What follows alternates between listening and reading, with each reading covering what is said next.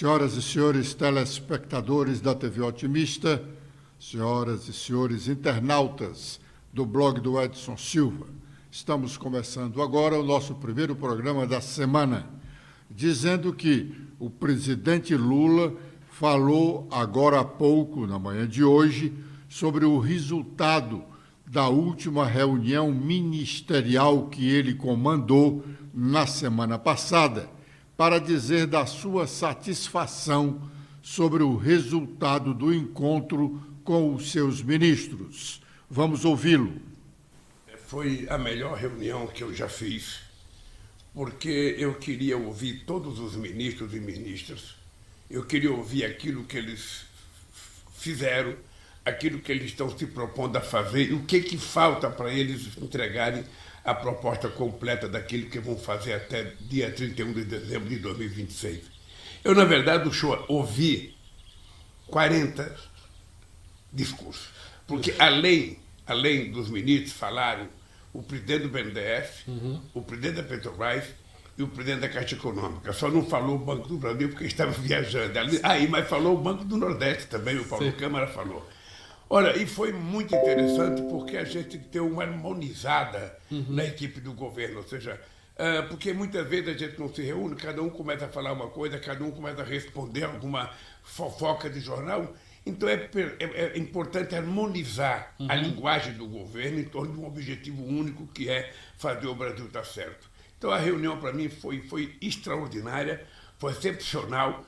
A primeira reunião que teve aplausos no final da reunião, porque todo mundo saiu satisfeito da reunião. É porque nós falamos muito de transversalidade, ou seja, os ministros trabalharem juntos em vários assuntos, mas é importante que cada ministro saiba o que o outro está fazendo, porque quando o ministro da Comunicação vou dar uma declaração num estado qualquer, ele está preparado para falar da cultura, para falar do trabalho, para falar da previdência, para falar da economia. Para isso ele tem que ter informação. Então nós vamos começar agora a preparar, sabe, isso é da responsabilidade da SECOM, o Pimenta vai ter mais trabalho, é de que o Pimenta vai harmonizar, fazendo com que a SECOM emita um resumo para que todos os ministros publiquem no seu social e para que a gente tenha conhecimento da totalidade das coisas que o governo faz.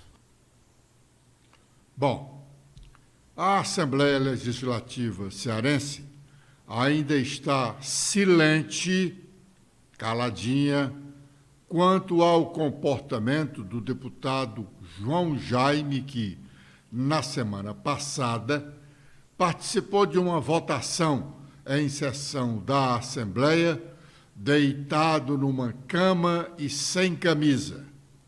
Não deu para ver o resto do corpo do deputado, para se constatar mesmo que ele estava apenas sem camisa. A mesa diretora da Assembleia já deveria ter vindo a público para não apenas lamentar o episódio que serviu de chacota, mas também para dizer das providências adotadas para que isso não mais ocorra. Sem uma reação da mesa da Assembleia, o caso João Jaime vira um precedente perigoso. E quem sabe, noutra oportunidade, não apareça um deputado sentado num vaso sanitário ou até mesmo nu no curso de uma sessão ordinária. É urgente, reclama-se urgência numa manifestação da mesa diretora da Assembleia. A lei seca conseguiu reduzir em 32% as mortes no trânsito brasileiro, segundo o relato feito pelo jornal O Estado de São Paulo, em sua edição de hoje. Stephanie. Olá, Edson. Olá, internautas do blog do Edson Silva. O Estadão destaca que 15 anos após a aprovação da lei seca, a legislação tem efeitos concretos na redução da letalidade dos acidentes de trânsito no Brasil. A pesquisa do Centro de Informações sobre Saúde e Álcool identificou uma queda de 32% nas mortes decorrentes de acidentes de trânsito por uso de álcool entre 2010 e 2021. Segundo os dados do panorama dos acidentes de trânsito por uso de álcool no Brasil, a taxa de óbitos nesse período passou de 7 a cada 100 mil habitantes para 5. Embora a lei seca tenha sido aprovada em 2008, a CISA analisa dados a partir de 2010, quando a Organização Mundial de Saúde lançou a estratégia global para reduzir o uso nocivo de álcool. A lei seca instituiu inicialmente um limite de 6 decigramas de álcool por litro de sangue, a partir do qual eram aplicadas as sanções aos motoristas. Depois, uma alteração feita em 2012 trouxe uma política de tolerância zero.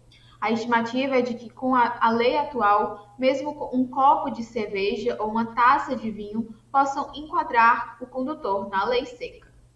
Bom, o Partido dos Trabalhadores, o PT, fez o seu primeiro encontro na periferia de Fortaleza, sábado passado, sem a presença de sua possível candidata a prefeita de Fortaleza, Luiziane Lins.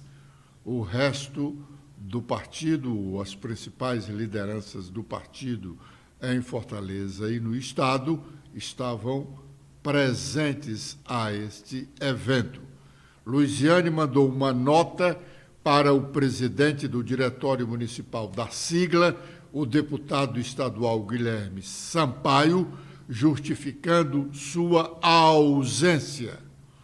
Embora essa ausência seja uma estratégia da deputada e do partido para deixar que os encontros na periferia da capital fluam naturalmente na consolidação do seu nome como a candidata do partido à Prefeitura de Fortaleza no próximo ano.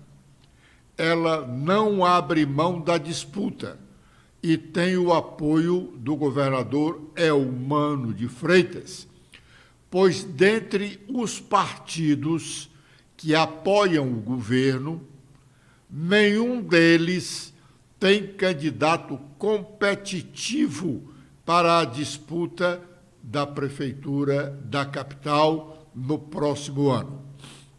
As poucas restrições ao nome de Luiziane vêm do grupo do senador Camilo Santana, que não é considerado PT raiz. O deputado Guilherme Sampaio, presidente do Diretório Municipal, publicou em suas redes sociais, ainda no sábado, uma manifestação sobre o encontro petista daquele dia. Vamos ouvi-lo.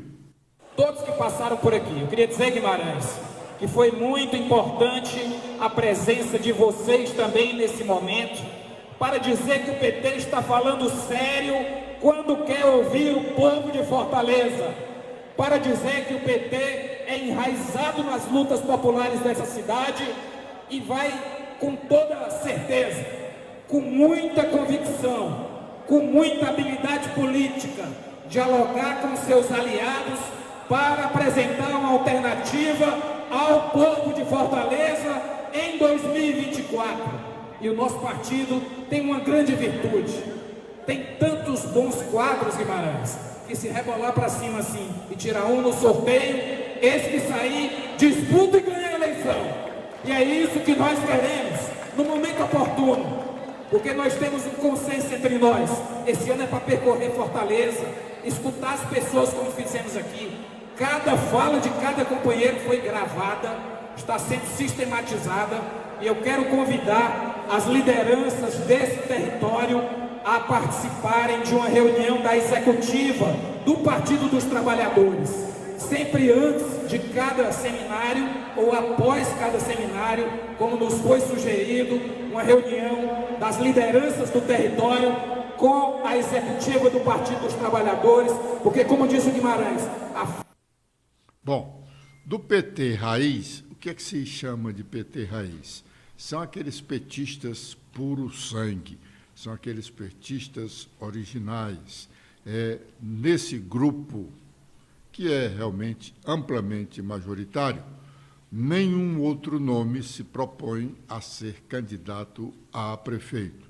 Daí a facilidade de homologação, no momento oportuno, do nome da ex-prefeita Luiziane Lins, que está, inclusive, disposta a ir para uma disputa interna no partido, que eu admito não haverá, para ter o seu nome referendado para a disputa de 2024. Agora é o momento de fazermos o nosso primeiro intervalo e já estaremos de volta com a sequência do nosso programa.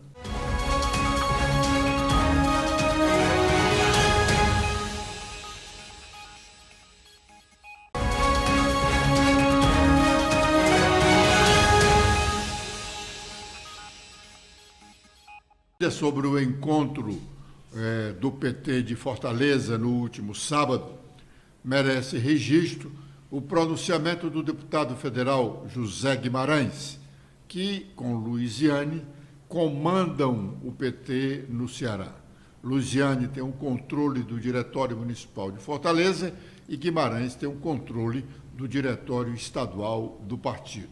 Pois bem, Guimarães foi enfático na defesa do nome de Luiziane Lins como candidata a prefeita, embora também ele, como vários outros, tenham dito que o nome oficial do partido, óbvio oficial, só sairá na convenção da agremiação, que tem prazo estabelecido pela legislação eleitoral para acontecer.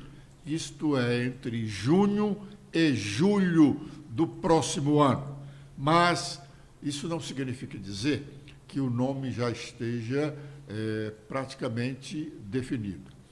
Luiziane será realmente a candidata do PT à Prefeitura de Fortaleza, com grandes chances. Sem dúvida, ela, hoje, a preço de hoje, ela e o atual prefeito José Sarto poderão ser os dois únicos disputantes no segundo turno da disputa. Isso dependendo da posição do candidato do PL. O candidato do PL, qualquer que seja ele, no caso, o deputado federal André Fernandes ou o deputado estadual Carmelo Neto, os dois nomes são incógnitas. 8 ou 80.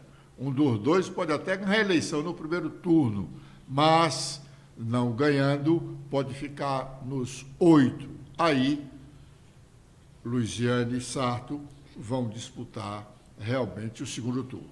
Mas o discurso do Guimarães foi, como se diz, um recado direto ao senador Camilo Santana. Guimarães foi claro: não aceitamos veto ao nome da companheira Luiziane. E só quem admite-se a possibilidade de apor veto à candidatura de Luiziane é Camilo, porque Camilo gostaria que fosse o candidato do PT, o hoje pedetista, que é o presidente da Assembleia Legislativa, que eles trabalham para se filiar ao PT com essa possibilidade. Mas Guimarães, em seu discurso, já eliminou qualquer possibilidade nesse sentido. Agora é o momento de sabermos quais as nossas manchetes. Letícia.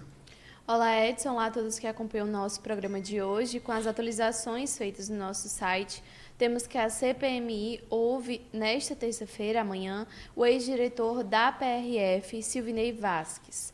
A relatoria de Elisiane Gama quer ouvir explicações acerca das blitz ocorridas em rodovias federais no dia 30 de outubro de 2022, que foi o dia de segundo turno das eleições, principalmente na região aqui do Nordeste, que concentra a maior parte dos eleitores do então candidato à presidência, Luiz Inácio Lula da Silva.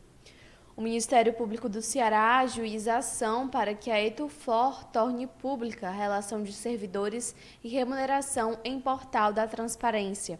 Na ação recebida pelo Poder Judiciário no dia 14 de junho, o Ministério Público cobra que a Justiça determine que a empresa torne pública em até 60 dias a relação de todos os servidores do órgão, bem como suas respectivas remunerações, sob pena de multa diária de R$ 1.000.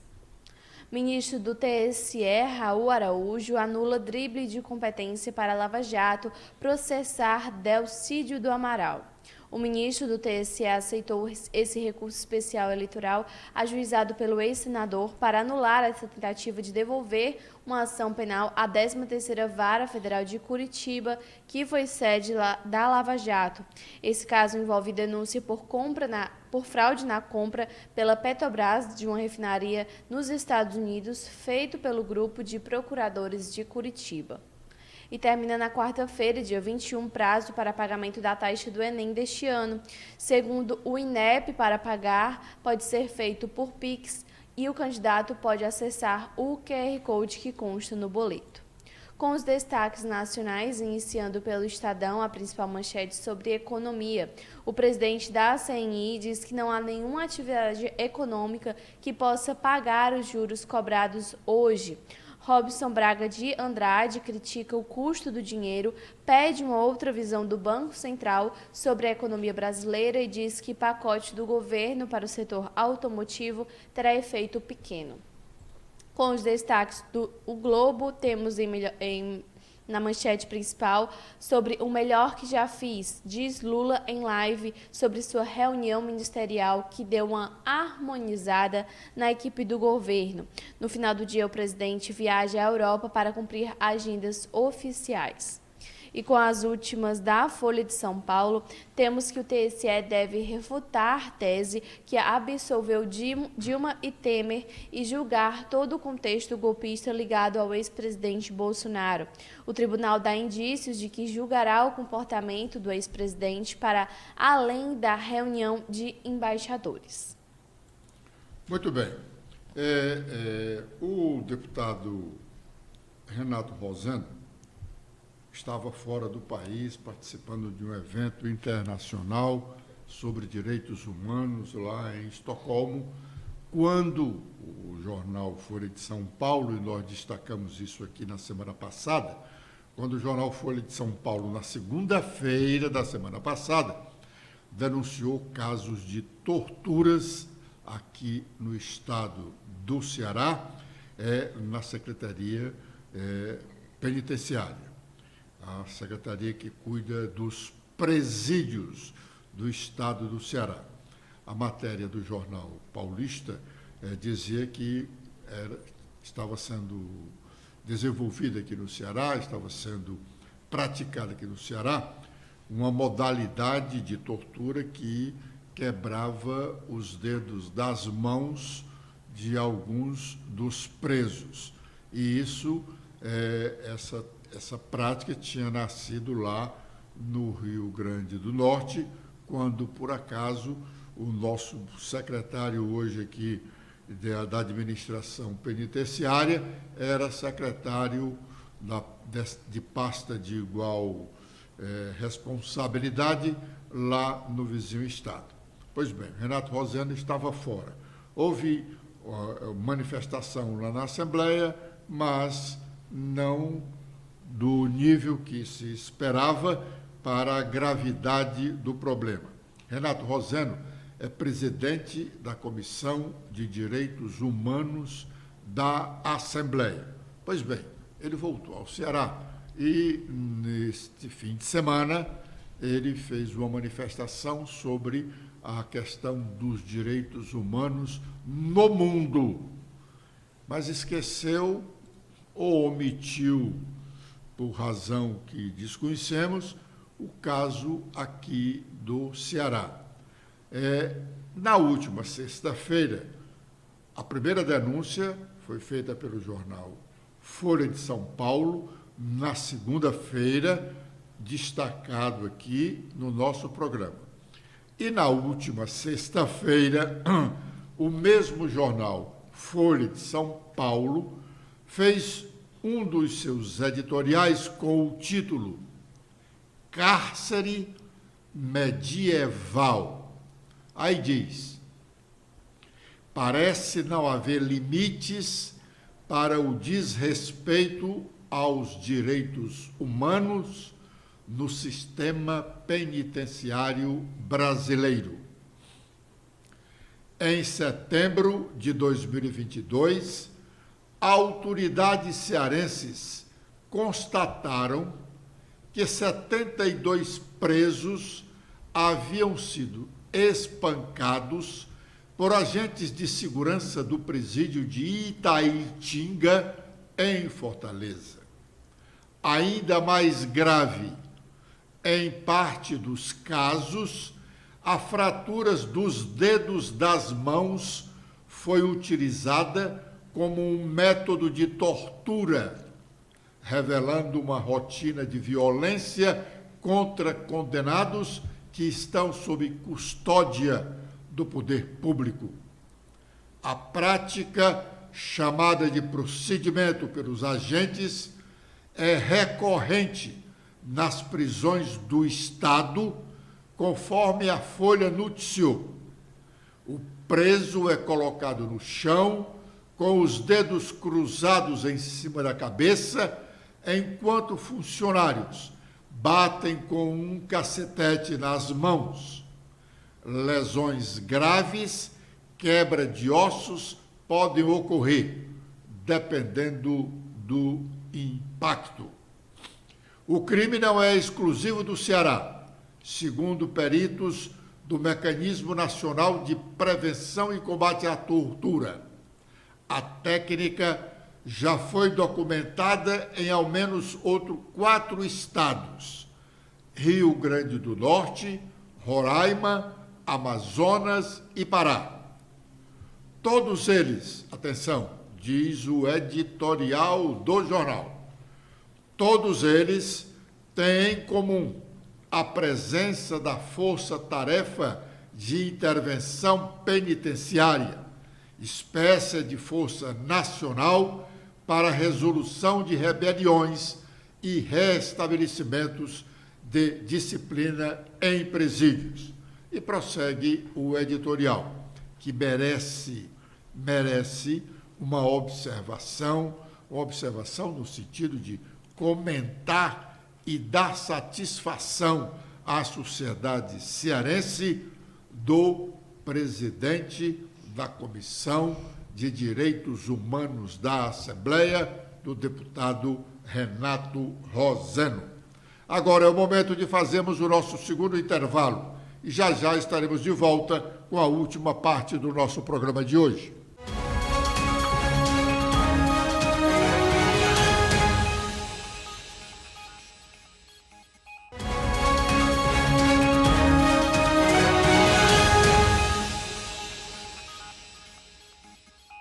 A expectativa no ambiente político para amanhã é o depoimento do ex-diretor-geral da Polícia Rodoviária Federal na Comissão Parlamentar Mista de Inquérito. Será o primeiro depoimento.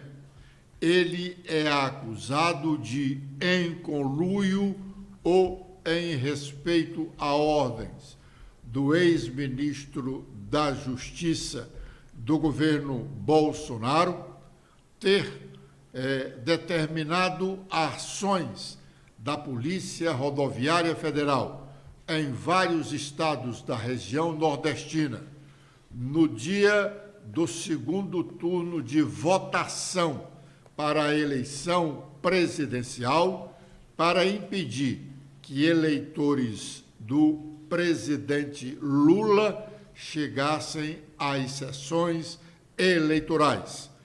Essa ação da Polícia Rodoviária Federal foi impedida logo depois do seu início por uma ordem do presidente do Tribunal Superior Eleitoral, ministro Alexandre de Moraes, que inclusive ameaçou de prisão, naquela oportunidade, toda a cúpula da Polícia Rodoviária Federal.